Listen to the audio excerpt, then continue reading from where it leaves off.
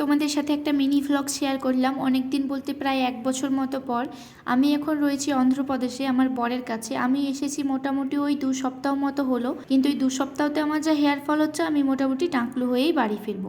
আমার রুমের মধ্যে খুব সুন্দর একটা ঠাকুর ঘর রয়েছে, শুধু ঠাকুরেরই অভাব ছিল, তাই অনলাইন থেকে এই রাধাকৃষ্ণের মূর্তিটা আনিয়েছি।